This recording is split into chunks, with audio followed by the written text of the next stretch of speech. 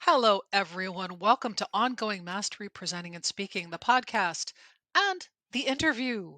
Today, we are interviewing Kristin Spencer, who is the power of storytelling personified. And I'm going to have her tell you her story starting right now. Hi, Kristin. Hi, Kirsten. We have name friends, right? Where Yes, do you get called Kristen? I get called I get Kirsten all called the I time. get called Kristin. I get called Kirsten. Karistan is the one that bugs me because that's a brand of rug. That's the one that's my least favorite. Okay, I've never heard that, so that's unique to you, I feel. It's probably to me, but I also have Kirsten Rorike was I'm like, really? You're What? really pushing it.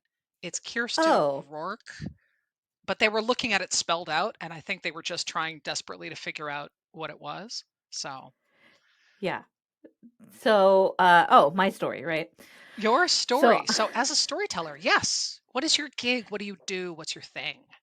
yeah, so I'm obsessed with storytelling. I used to stalk my parents around with a pile of books until I could read when I was 4, and I thought that I shouldn't be a writer because it seemed really impractical to me. Like I was gonna write my first novel when I was 13, and I was like, no, I can never make money at this as a 13-year-old, right? Like maybe I should have been a kid longer, is what I am thinking now.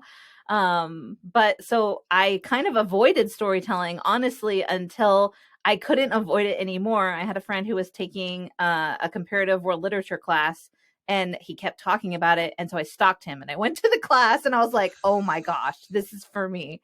But I then I love it. realized that it's difficult to make money as a writer, which my 13-year-old self knew and was right.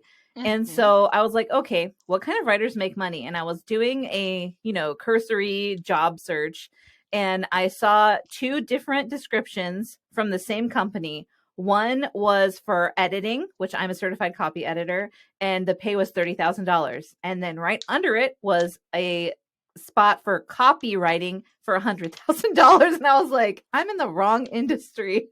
So I Oh, switched. That's what yeah. happened. And for those on the podcast, in the video, I'll hold the bag up so you can see it. But on the podcast, if you're hearing wrinkling, that's because I'm opening a bag of treats for my dog because she's behind me making small For noises. Angel. It is Yeah. unhelpful. There you go, dingus. Um, so, yeah, I have been on the receiving end of your power, and it is pretty awesome. You actually pull Oh, out thank people's you. stories really, really well. How did you start that? On accident. Honestly, I was like desperate for money. All of my copy editing clients had basically taken a pause during COVID, right? Because that's not a necessity. It's for someone to copy edit the book that you've been dreaming of for writing 10 years. And I was like, I need to pay my bills. My husband can't work. What am I going to do? And so I did this challenge called 10 Days to 1K by Rachel Peterson. And I just put my stuff everywhere. And I was like, I can write copy. Like I had done a copy training, copywriting training. It wasn't that great, but I knew I could do it even better than what the program taught. And so I just listed my stuff everywhere, and two people hired me as a ghostwriter. And I was like, okay, I can do this. I write books all day. I did this experiment one time where I wrote 125,000 words in 5 weeks just to see if I could do it. Because that's what kind of person I am. I'm strange Okay, that but, way. but repeat that. You did what? I'm So sorry. I wrote I wrote 125,000 words in 5 weeks. Dear Lord. Okay. I just wanted to see how fast I could write because I felt like I'm getting really fast. Let me I'm just see looking if over I at my can. producer. She's just nodding with like respect. That's all I'm getting from her. She's giving you the she She's did a this. writer, She's given it. so she Yeah. understands. Yeah. Yeah. 125,000 words in 5 weeks. Yeah. So I was like, I knew I can Okay. do it right. And Yeah. so they hired me and I wrote them books. And one person listened to everything I said and they Hmm. didn't make a ton of changes. And one person made a ton of changes, including they literally shredded the intro, which is the most important part. And the person who did everything I said, their book is a bestseller. Everyone keeps calling their book a unicorn, right? Like, and all I did was ask him questions because that's my whole job as a Yeah. copywriter. I ask people questions all day, and as an Yeah. editor, that's what I would do is ask questions all day. So, yeah, his book is amazing. I can't say who I wrote for because obviously I'm the ghost. You don't get to know what book it is. Yep. But the other person just tanked, and I knew exactly why. And also, they didn't want to pay my copy editor, so they hired like I don't want to say a baby, but I feel like he was 17. Like I saw him, I was like, oh, he's a baby. And the table of contents alone, I counted 13 egregious errors. It's just like, oh my god. Wait a second. That got past editorial? I mean, he hired a 17-year-old as his editor. Okay, so I missed that part because I was like, okay, he's doing the copy editing, but there's got to be somebody further down the pike that would No, that was know. it. And like you could Oh tell, wow. no CMOS. And for those listening, CMOS is the Chicago Manual of Style. We're currently in the 17th edition. Hopefully, the 18th edition will have the singular they back in there. It better. Whoever's listening to this, whomever's listening I'm to seeing this. a thumbs up out of the peripheral vision from Kelly going, that would be good. Yes. Yeah, because they had it and then they took it away. We're like, what? But so like editors don't just come and decide, I feel like this should look like this. We have standards we use. And so that actually Well, helped me being an editor. some of you have standards you use. Some of It's you. true, anyone can call themselves a copy editor. I'm certified, which means I definitely use standards, and I went through a year of hellfire and crying to get that certification. Well, as somebody who primarily does instructional design in my work, yeah, instructional design is a field that not only is most people don't know what it is and can't explain it, every single place it's done differently. There's not Right. actually a standard. There's supposed to be, but there's not. Oh, My you could the make masters one. I got was well, the masters I got, I argued with the school that some of the stuff they were teaching us was crap. And they were like, well, but you see that the K to 12 people use this, thing and it's really important to them. And I'm like, but the science debunked it. So we should Don't explain you love that? that learning styles, and I'm just going to go off on a little tangent here. Learning Yeah, styles do it. is a lovely, lovely thing that is it's an addition. It's yes, if you can follow somebody's learning styles, it's their preference. But scientifically, people don't actually learn like the people who are like, I'm a X learner. Mm, Actually, you're really not. You have a strong preference, but if it's taught properly, you can actually be taught in any method. And that's the that's what the thing, though, science right? shows. Teaching Ugh. properly. That's the part Oh. that people are probably missing. So if you see business instructional designers and you see K to 12 instructional designers, you will see the ones who are like, learning styles are the best thing ever because that's what they've been taught. And the people who are like, and holding up a cross and going, get away from me with that term. So it's a little, yeah, it's not subtle. Yeah, So I mean, our podcast is Ongoing Mastery, which yes. is your work. How does Ongoing Mastery show up for you? So, and I'm sure you get this answer a lot, but I have to say it because it's true. For me, I'm a lifelong learner. I'm obsessed. And you can tell, I think you can tell I'm obsessed. Uh, when new things come out, I read them. When new studies are revealed, I go through and I make notes in the abstract like someone who is obsessed because that's what I am. And for me, it also means practicing constantly and pushing myself to do new things that I haven't done before. And you're a part of that. That's how I got to be friends with Kirsten. Is she's like, hey, you're making a keynote, let me help you. And then I went to her and I was like shaking and nervous and like wanted to throw up. And like 5 minutes in, she stopped me and she's like, okay, you have these things you need, but you have too much content. Which she thought I was going to be crushed, but I was like, I don't care, I'll put it in a book, right? Because I can write a book really fast. And that's what I'm doing right now, actually, is I'm putting it all into a book. But she like Excellent. boiled it down to the one thing. And that's when you want to have ongoing mastery, it is impossible to do it on your own. Like, that's what I'll say. Yes. You need people around you, because if you're in a bubble, you won't get the feedback you need. You won't get the new ideas you need. And you won't know when something that you've learned has been debunked, for example. Yeah, we have on our team, Danny is from the K to 12 world. And when I hired her as an instructional designer in my last job, the conversation of learning styles came up, and she went, "Oh, it drives me insane." And I'm like, "I love you." It was just perfect. It was like right out of the gate. She's like, "Yeah, we're supposed to use it, but I do explain it's a preference." And I'm like, "Yes, thank you. That's my girl." Um, Yeah. Kindred yeah, it's spirits. kindred spirits. Well, we're all of a personality type, which I notice, like you, Kelly, Kate, so Caitlin Donovan, who we also interviewed, Yeah. we all kind of have an approach to learning, which is basically like, feed me, give me more, just keep giving me the information and I Right. will keep digesting it. And I recognize that's not necessarily how everybody is, True. but I think the power of knowing people like you and like Kate, who can take that power and kind of use it for good, because you could use it for evil. There is a That's world true. in which you are a supervillain. I'm sure of it. Same In the glasses, though. metaverse. I'm not sure With the why, but same your evil self is wearing the same glasses. because I'm they're the best. These are my personal favorites, so I'm sure my evil self also likes them the best. yes. So I'm just gonna have to go into Photoshop and make an evil version of you. I'm just gonna have to. Um, but I think what you're saying about, that pulling in other people's thoughts. Yes. Yeah. So, what is the big challenge for you in asking people and getting people to see things? Because when we were working together, you had to work pretty hard to get me out of my own way. I Like, did. Yeah, that's what I do. Well, because it and we like let's just be clear, right? I have a coach. I'm not my own coach. You have a coach. You're not your own coach. You need the help of someone else to subvert the self-doubt that happens when you're thinking about your own story. Something as simple as your own story, which you should be able to tell. That self-doubt comes in and it kind of like blinds you. It's like a fog, right? And you can't find your way down that path that's been in your brain for years. And so I come and I'm like, and I like push the fog out of the way. For the listeners, I'm gesturing wildly here. And I make sure that you can see yourself clearly.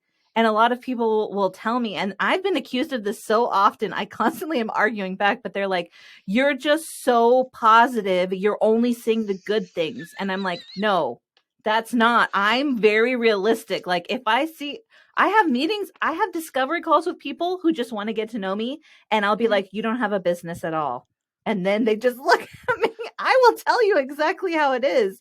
Because if you're selling one thing and you're not profitable and you don't have the foundation, you don't have a business. You're selling one thing, right? You could be selling a pencil sharpener or you could be selling a call.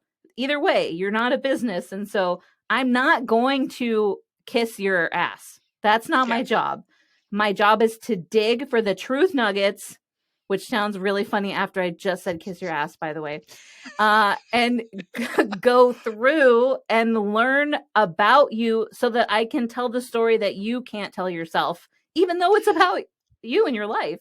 that's it right there. That's it. Because I remember the thing I balked on was the I'm a strong cup of coffee, like, I'm a lot. And I remember going, but I don't want to offend people. And you're like, Kirsten. And the fact is that I am. I am. I Yeah. mean, that's what I'm constantly fighting, is a little part of me is like, should I be apologizing for breathing? Um, And the yeah, answer is no, you the answer shouldn't is be. no. Yes. Yes. And for listeners, I went to Kristen and I had a conversation. I think it was our first like get to know you chat, because we met in a speaker Yeah. group. And then I Mhm. got on a call with you, and I had just done a webinar in which 29 people, no, 28 people loved it. And one person hated me and said that I was the worst person ever. And I was obsessing about it. And Mm. I just met you, and you were like, oh, please. Oh, please, just drop it. And I'm like, it's one of my people. It's one of my tribe. Yay. So, Because yeah, and I didn't just do that, right? I took you through. I'm like, why did you do? They were annoyed at your sense of humor, which is yeah, so annoying to me. I'm like, no, you're annoying me right now on Kirsten's behalf. But they were upset with your trying to bring humor into the lesson. And I asked you, I was like, but why do you do that? Because I know, because I'm a storyteller. And you're like, because of information retention. I'm like, exactly, because you're trying to help them, not because you're trying to annoy them, because humor will help them remember the lesson that they need from you, right? That's why they Yep. hired you. And you just kind of looked at me and you were like, how dare you make sense when I'm upset? Yeah, pretty much exactly that. And yeah, I was a tech trainer for 22 years, and one of the things was I was brought humor into it because tech training traditionally is boring, Mm, and I'm like, no, no, that means it's done wrong. If tech training is boring, then you're not reaching. You're not reaching your audience. And it doesn't mean you have to be goofy. You don't have to do what I did, which is I taught a room full of people how to curse in Old Norse at the which is software hilarious. because Adobe Captivate needs you to. I'm sorry, but Adobe Captivate needs you to curse in multiple languages. It's just, it does. It's built into the software. But so, more about you. This is a good conversation, but it's focusing way too much on me. So, in your world, what is your next ongoing mastery that you're doing? What are you? I mean, I assume there's a lot. It's a big one. I mean, right now I'm deep into the world of offers, and Alex Hormozy is my number one teacher. But because I work with people to help them tell their stories, right? And they have amazing stories, and I teach them how to use it to get money. But then they might turn around and use their story to get, like, let's say $1,500 offers. That's okay, right? $1,500 is a respectable amount of money. I will give you that. But the amount of hours they have to put in to get that money is not okay. Like, they end up getting paid like $30 an hour or something like that. And if you make $30 an hour, that's respectable. I did it for a lot of years. I don't want to do it anymore because I can make $300 to $1,000 per hour with my specialties. So I come in and I look at my clients' offers and I tear them apart. I build them back. I teach them how to, use an offer stack, for lack of a better term, so that they can make the money they deserve, and also so they can pay me. Because a lot of times people can't afford my prices. And instead of saying, oh, well, too bad, I'll either refer them to one of my colleagues who doesn't have as much experience, or I'll teach them how to get the money to pay me because it benefits both of us for free. I love it. I love it. And so, when people want to find you, we're not done, but I just want to make sure I get this in there. When people want to find you, how do they find you? So if you go to literarysymmetry.com, you can book a call with me directly, and you can also get my free masterclass, which teaches you basically the same process that I took Kirsten through, but in a quicker level, not as deep, so that you can create your one big sentence to explain to people what you do with confidence quickly. Fantastic. So, if you could give any advice to people who kind of storytelling is finally being recognized as a powerful tool Right. for business, for education. Like it's becoming less of a, oh, storytelling, and more of a, oh, we really need it. How Yeah. do people who want to incorporate it but don't know how to begin, where would you guide them to? So a lot of people think that if you're going to tell a story, it has to match the exact experience of the person who you're telling it to, but that is not accurate. And also, that's a pretty impossible thing, especially, let's say you're speaking to a room of 200 people. There's no way your experience is going to be the same as all 200 people in that room. It's just not going to happen. So what I recommend instead is, I'm going to geek out a little bit, because I can, and I know you'll appreciate it. So I Yes. like to use speaker listener neural coupling, which is when I tell you a personal story, not just any story, it needs to be a personal story from my life. The patterns that light up in my brain light up in your brain on a delay because you're processing the information, right? So what I tell people to do is mirror the emotional experience that your audience is having from a story in your life. And they're not going to come away and say, oh, that's nothing like my story. They recognize the feelings in themselves. You're building know, like, and trust from a sales and marketing perspective, but you're also connecting with them on a deep emotional level so that they're going to remember not only what you said, but who you are. And people are going to then associate you with that story. Like for me, I'm the glasses lady. I tell the story about how when I first started my business to gamify my own experience, I bought a new pair of glasses for every $5,000 someone spent with me. So now people call me the glasses lady. I don't buy Okay. more glasses anymore because I haven't found any I like recently. But so if you're trying to keep track of my income, good luck. Uh, but that's one of the things. Like I was struggling. I needed something to keep motivating me and I was feeling overwhelmed. I had never made that much money that fast. I Mm-hmm. needed some kind of anchor for myself. And my husband suggested it. He's like, you've been wanting to branch out in your glasses for years because I really like Carla from the Food Network and she has like 20 pairs and she always looks fabulous and amazing. So that's how I was able to get through that extreme transition into unprecedented growth for my business without losing it. Is an eloquent way of saying it, I guess. Fantastic. I love that. I love that. I'm now thinking, oh, how am I going to tie that into my life?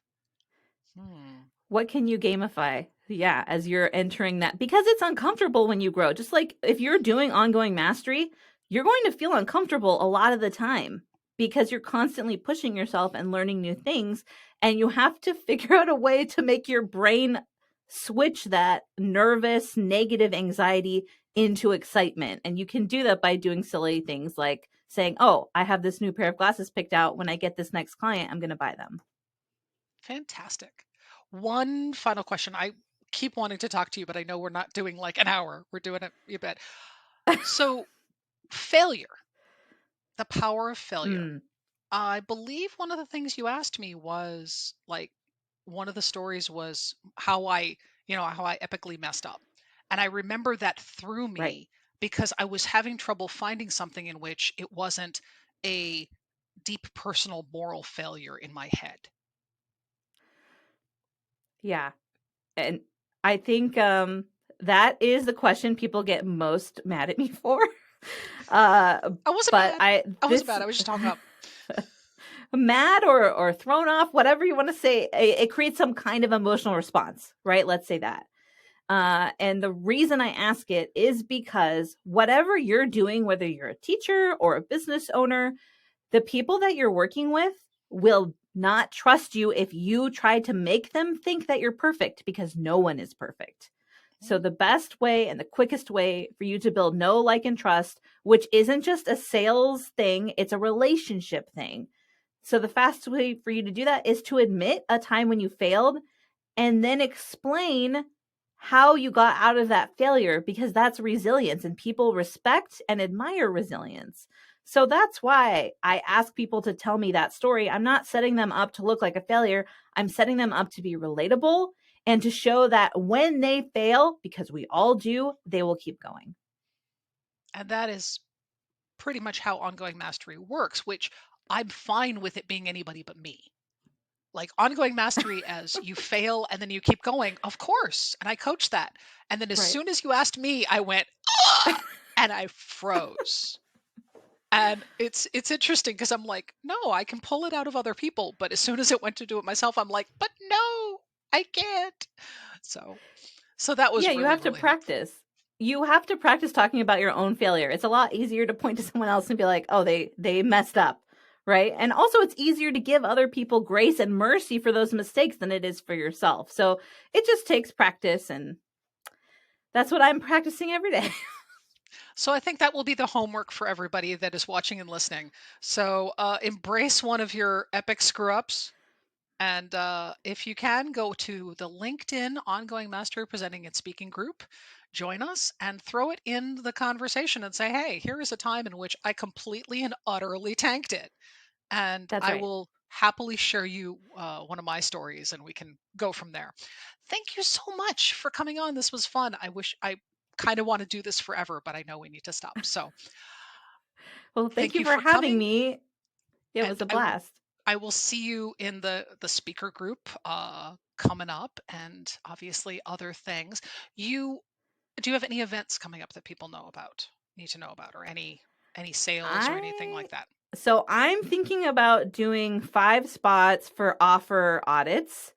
I'm only going to offer 5. It's $1,000 and I will work with you for 90 minutes and tear apart your offer stack and rebuild that.